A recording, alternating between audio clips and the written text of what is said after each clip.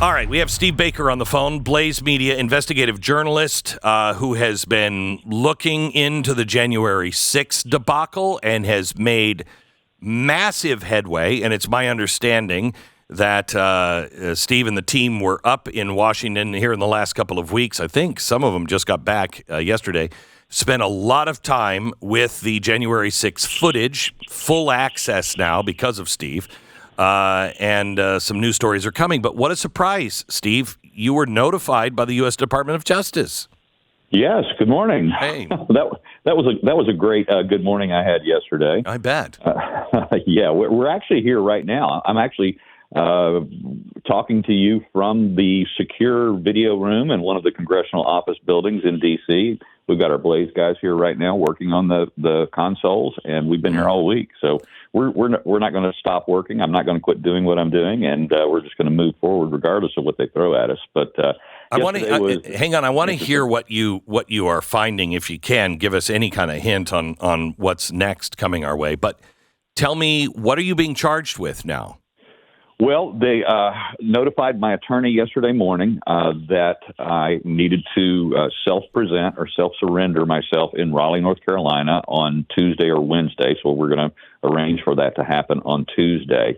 When we asked what the actual charges were going to be, we were told by the FBI agent that he, quote unquote, didn't know and that he wouldn't know until the magistrate signed off on the warrant. Now, they are telling us that I'm going to just be processed and then released on my own recognizance, that I will not be detained, I'll not be held overnight, and that then, of course, I will be subject to whatever the magistrate decides to put on me. I don't know whether that will include surrendering of my devices because, again, we haven't seen the warrant. I don't know if that's going to include a surrendering of my weapons. I don't know if that's going to include any gag orders of any types. I don't know if that's going to include restrictions that will prevent me from traveling to D.C. because that's what usually happens with January 6th defendants. One of the first things that they do is they prevent travel to D.C. What a surprise, Steve. What a surprise. Yes, have you downloaded to the rest of the team so the work can continue? Have you downloaded what you know and what you're looking for and so the rest of the team can continue if you can't go in? We have multiple dead man switches. Okay, good. There's your answer for that. And by the way, dead man switch, we know, Steve, he's not suicidal at all. That's right. Not at all. And apparently can't hang himself with paper sheets. So he's got that going for him. Please keep us informed. You have to surrender on Tuesday. I know the Blaze will have stories next week on this. Is there any doubt in your mind? Because you were contacted by the Justice Department, about 6 months after January 6th, because you were there. That's correct. Yeah, they contacted me in July of 21. I did my only FBI interview in August of 21.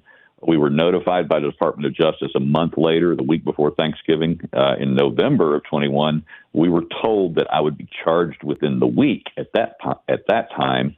And then they dropped off the map, and we didn't hear from them until 20 months later, which was August of this year, when I got a grand jury subpoena for all of my January 6th videos. And what does your attorney think this is that was about? Well, that was interesting because grand juries are not convened for misdemeanor charges. They're convened only for felony investigations. Now, that doesn't mean, because we don't know and they won't tell us anything, that maybe they just wanted my videos for somebody else's investigation.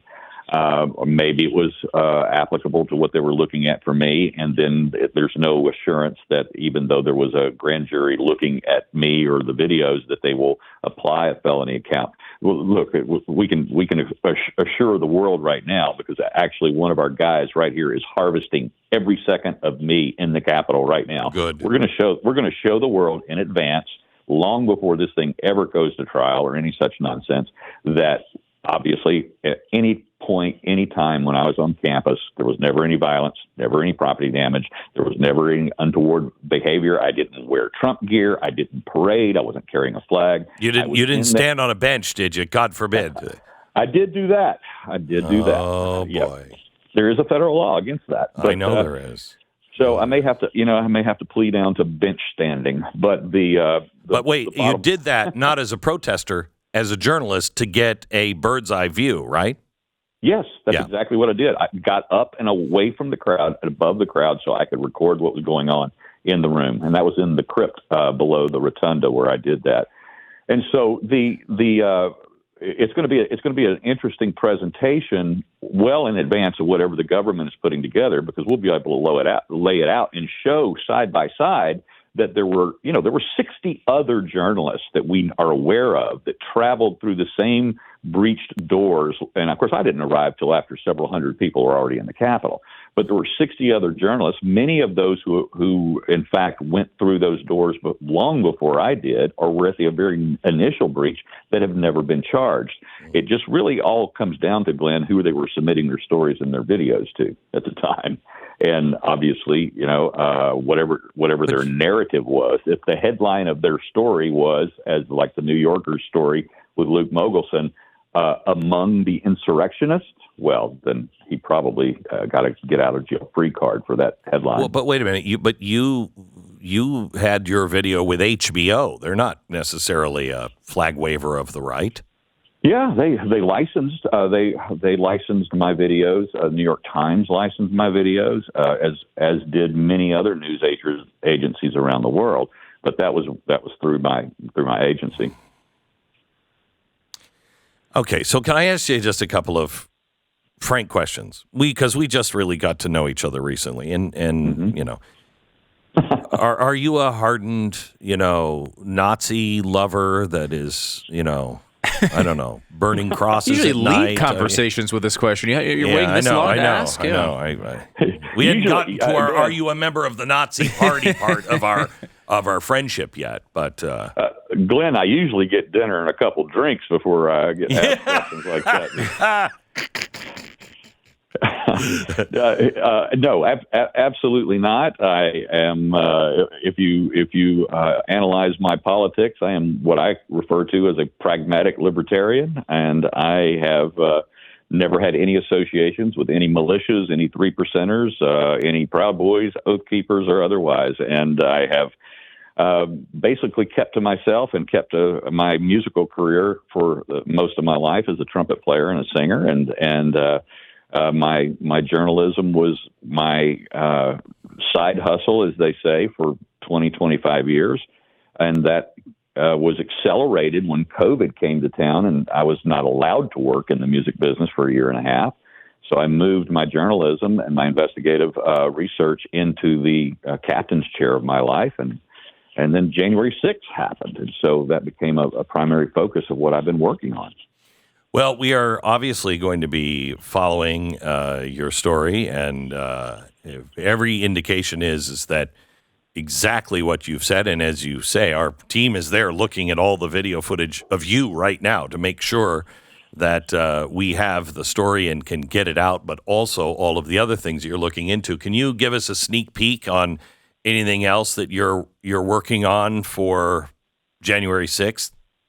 Yeah, I can tell you that we are continuing our stories on the Capitol Police. There's a real focus there. In fact, I don't have a second's worth of hesitation to tell you that the story that we came out with last Thursday, Friday, that directly showed Capitol Police cover-up and corruption at the highest level probably triggered this action from the DOJ. And I don't mind. Go over that story for anybody who didn't see it.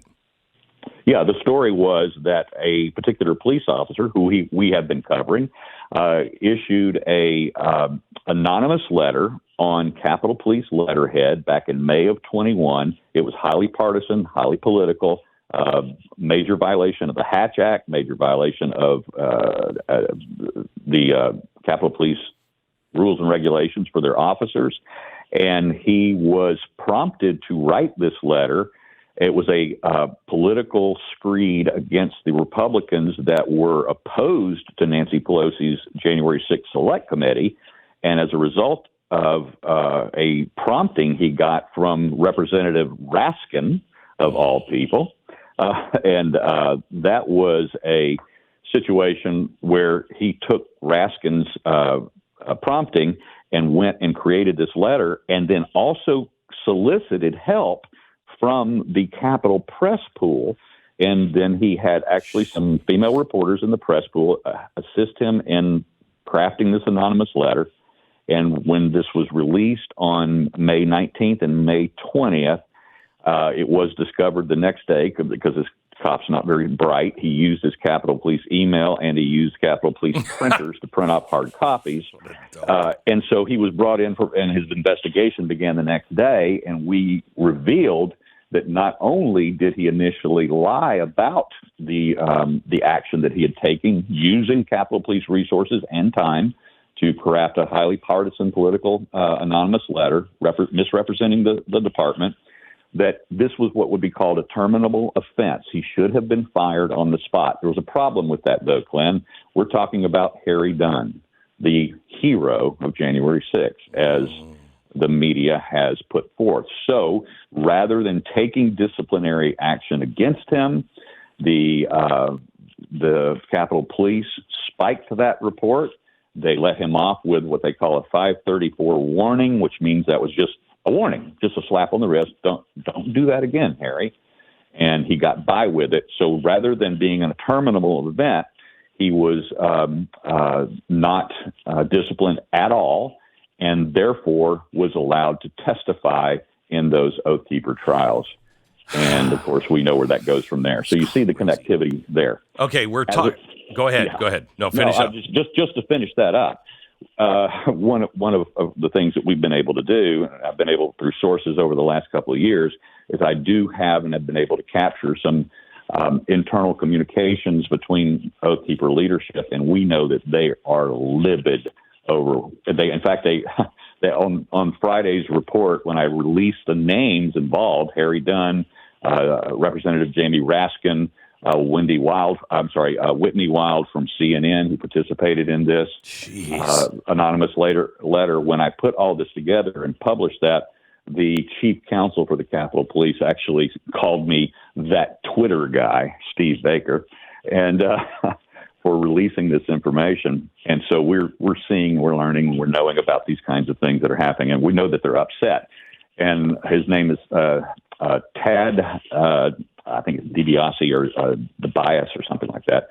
And he's the chief counsel. He's a former federal prosecutor, former assistant U.S. attorney, and he works with the Department of Justice on these cases related to January 6th. And so we're pretty sure we don't have to stretch this too far to imagine that this is probably what triggered this action against me after 2.5 years. Steve Baker, investigative journalist, Blaze Media contributor, and now famously that Twitter guy. Thank you for everything. Steve, we're going to be following this obviously very closely, and good luck. Good luck. Stay safe, please. Will do. Thank you, Glenn. You got it. You bet. We'll keep you in our prayers.